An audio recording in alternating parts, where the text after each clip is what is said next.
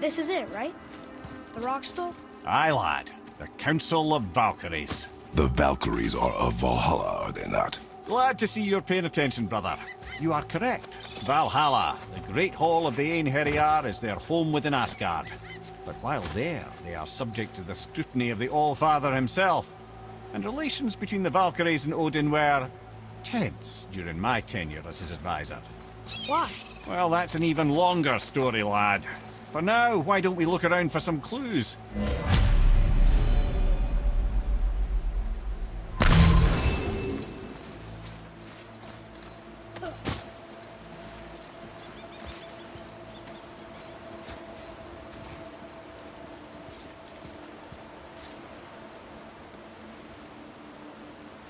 Try placing one of the Valkyrie helms on a throne.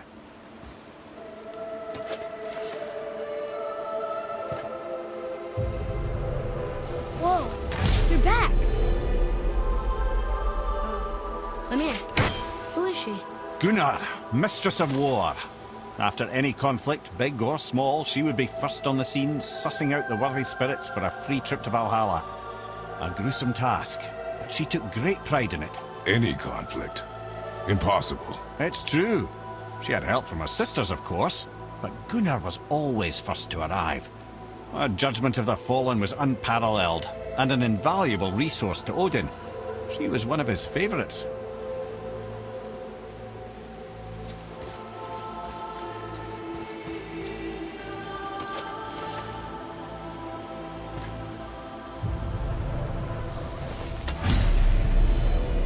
Ah, Gondul. Beautiful Gondul. And? Huh? That's it? Beautiful Gondul? No story or anything? Oh, sorry, lad. The sight of Gondul always took my breath away. Gondul had a silver tongue, a sharp wit, and struck a figure so stunning it literally drove men insane. Odin forbid her from setting foot in Midgard after a time, as insanity is not a welcome trait in Valhalla.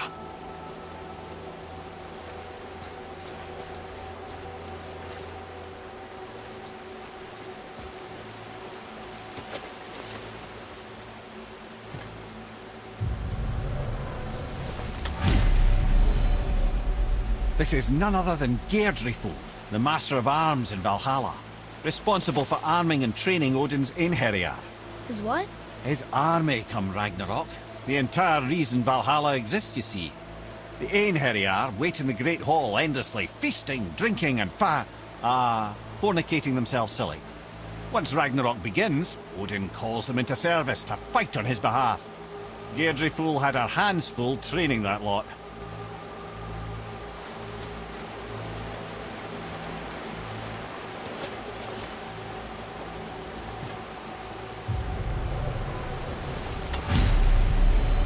This, my friends, is Kara.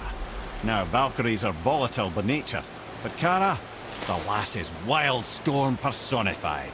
A wild storm. Aye, calm and collected. Then the air would shift and the fury of her storm would unleash. It was beautiful in a way, assuming you could find proper shelter. Her tears would cleanse the blood-soaked battlefields.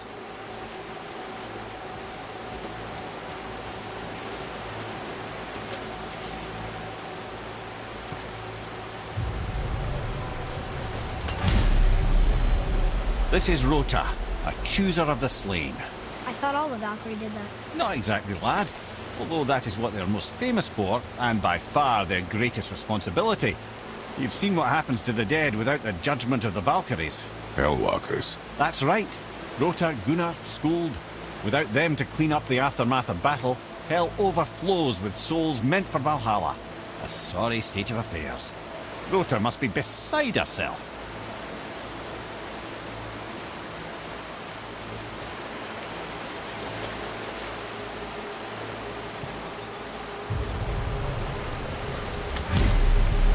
Ah, here we have Air, the healer. A Valkyrie healer? Strange. Air was strange, as a matter of fact. Very quiet, very calm. Where her sisters were violent rapids, Air was a gentle stream. She healed the wounds of both mortals and gods. and even a certain all-knowing sage who once drank too much and fell off a mountain. Not my proudest moment.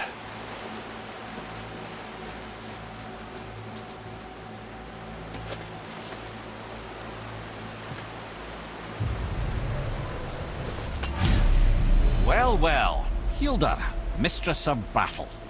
She and Odin got on quite well, actually. Her and the other Valkyries, not so much. She would spend most of her time here in Midgard observing discord between the living, and sewing some up herself from time to time. She lived for conflict. Some say she was conflict personified. I wonder what will become of her now that she's free.